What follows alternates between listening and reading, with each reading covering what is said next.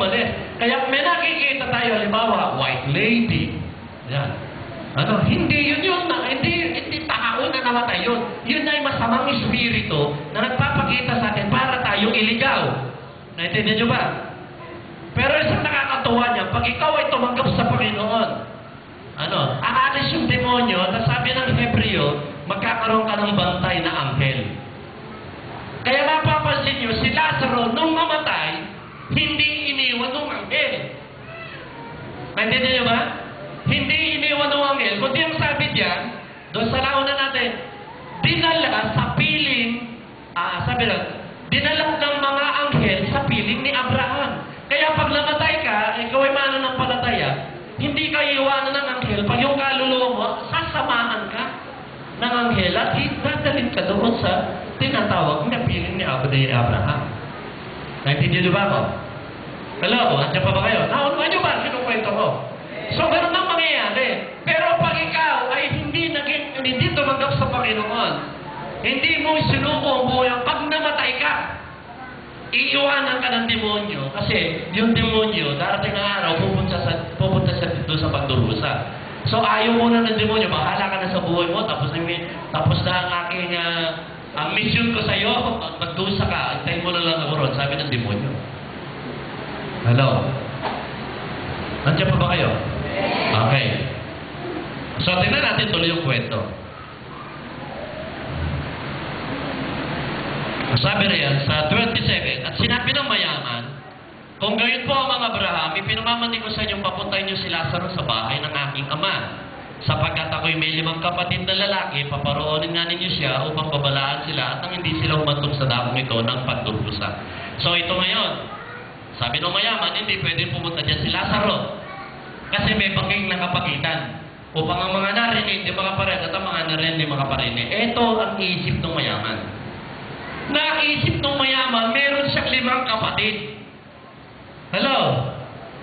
Yung 5 kapatid niya, kung maaari, ang sabi niya, no? Kung gayon po ang mga Abraham, ipinamamati ko sa inyong papuntahin niyo si Lazaro sa bahay ng aking ama. Bakit? Sapagkat ako'y may 5 kapatid. Bakit? Paparoonin nga niyo siya upang babalaan sila at nang hindi sila humantong sa dakong ito ng pagdurusa. So yung mayaman namatay, nagpunta doon sa pagdurusa, nagpunta doon sa paghihirap, at gusto niya papuntahin si Lazaro, pero hindi pwede kasi may bangin na nakapagitan. Naiisip nung mayaman yung kanyang mga kapatid na nabubuhay. Sabi niya, kung hindi pwede pumunta dito si Lazaro, papuntahin mo sa bahay namin. Kasi meron akong 5 kapatid. Yung 5 kapatid ko, bigyan sila ng babala para hindi sila umantong sa dakong ito ng pagdurusa. Alam niyo mga kapatid, kung meron tayong mahal sa buhay, kung meron tayong mga kapatid, meron tayong mga nanay, meron tayong mga tatay na namatay, mga kamag-anak na namatay, na napunta doon sa pagdurusa, alam niyo ang kanilang panalangin. Ngayon, ang kanilang panalangin yung kanilang mga mahal sa buhay, mga tatay, maging manay, mga kapatid, ay huwag mapunta doon sa kanilang kinalalagyan. So, ibig sabihin, ang nanalangin ngayon, yung patay, para sa buhay. Hindi yung buhay, ang nananalangin para sa patay. Nandiyan niyo ba? O ito, Todos Los Santos na. Yung kwento ko lagi ito, Pagpunta niya sa sementeryo, alam niyo sa sementeryo, Maski doon sa, kasi yung living na sa Makabukod Pag Todos Los Santos, may mga pari dyan sa Makabukod, 3 pari yung nandun Binibindisyonan yung sa dadasal. Tama ba? Meron ba? Meron nakita gano'n? Meron, di ba? Ngayon, meron isang bata. Di binindisyon nyo yung nanalangin muna. At pinalalangin yung nicho. Yung namatay, pinanalangin.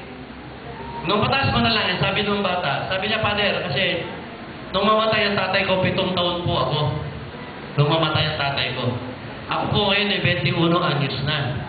Simula po nung mamatay ang tatay ko, 8 taon po, nakita ko na po kayo. Hanggang ngayon po, nakikita ko kayo pa rin nagbibindisyon sa tatay ko. May tanong po ako sa inyo. Yung po bang tatay ko, sa tagal-tagal po, ng ilang taon kasi 21 years na po ako ngayon. Ibig sabihin, ilang taon yung pagitan? Ha? Ilan? 14 years. 14 na taon ko na po kayo nakikita with Todos Los Santos dito sa nicho ng tatay ko at pinapadalangin niyo. Ngayon po, ang tanong ko, yung po bang tatay ko nasa langit na? Nagulat yung pare. Eh, sige mo, tanungin niyo yung pare. Tanungin niyo yung pare. Pag namatay ka pa, pare, alam mo kung saan ako. Hindi nila alam. Eh, pare, nagulat. Nung tanungin ng pare, nung tanungin ng bata, eh, pare, yung bang tatay ko nasa langit na? Nagulat yung pare. Nagulat. Kasi hindi niya akalain na tatanungin sa gano'n. May naisip yung pare, parang hindi naman siya mapaya. Sabi niya, yung tatay mo, yung kaliwang paa nasa impyerno pa, pero yung kanan nasa langit na. Sabi nung binata, father, titirahin ko po sa inyo, tatay ko nasa langit na. O, bakit mo nasabi nasa langit na tatay ko? Kasi po yung tatay ko, yung po kaliwang paa, putol. Kaya tatay ko nasa langit na. At rin nakakalungkot, hindi nila alam yun. Marami na ako nakakausap. Marami na ako nakakausap na pare, madre, patong. Ito lagi kong tinatanong, sabi nila wala doon nakakala. Napakahirap nun. Yung ba sabi ko doon kay Padre Benko, ibig nyo sabihin, Father, pag namatay tayo yung dalawa. Kasi sabi sa akin, alam mo anak, kasi tinanong ko, Father, sabi ko, pag namatay pa kayo, alam nyo kung saan kayo pupunta? Ang kaluluwa niya. Sabi niya, anak, walang nakakaalam niya. Diyos lang nakakaalam niya. So, ibig ko sabihin Father, hindi natin alam. Oo, pagdating natin sa langit, at saka lang natin malalaman kung tayo pupunta sa langit. Doon lang natin malalaman, doon ang paghatod. So, ibig sabihin, Father, pag-arap natin ngayon kay Lord, at sinabi ni Lord sa atin, kayong dalawa, sa impyerno kayo, wala na tayong magagawa pala. Pero Diyos, salamat, kasi mayroong Bible. At mula sa Bible, mula sa kasulatan, itinuro ng Diyos kung paano ang isang tao pupunta sa langit. Hello? Gusto niyo ba doon? Gusto niyo ba pumunta sa langit? Pakitakin na lang gusto pumunta sa langit. Ayan. Okay. Sino gusto mauna? Meron ba? Okay. Wala. Yun na. Gusto natin pumunta sa langit pero alam gusto mauna. So, yun o. Ang concern ng mahirap, ng mayaman, yung kanyang 5 kapatid. So, tingnan natin. Tuloy yung kwento. Tingnan natin, tuloy yung kwento. And then, dito natin yun. Ang sabi, ngunit sinabi sa kanya Abraham, nasa kanila mga sinulat ni Moises at ng mga propeta, pakikinggan nila ang mga yon. Hindi po sapat ang mga yon, ang sabi sa 30. Tugod niya. Ngunit kung may pumunta sa kanila na isang patay na muling nabuhay, tatalikdan nila ang kanilang mga kasalanan. Sinabi sa kanya ni Abraham, kung ayaw nilang pakinggan ang mga sinulat ni Moises at ng mga propeta, hindi rin nila paniniwalaan kahit ang isang patay na muling nabuhay. So, ang prinsipyo ng banal na kasulatan, ang isang tao, para hindi mapunta doon sa dakong pagdurusa, kundi mapunta doon sa wala hanggang kaligayahan o sa piling ni Abraham, ang prinsipyo ang kasulatan. Hello? Yun ang prinsipyo, banal na kasulatan. Kaya napakahalaga na meron ang Bible Sino ba may Bible dito? Pakitaas ang kamay. Okay. Sino nabigyan ng Bible nung nakarang linggo? Pakitaas ang kamay.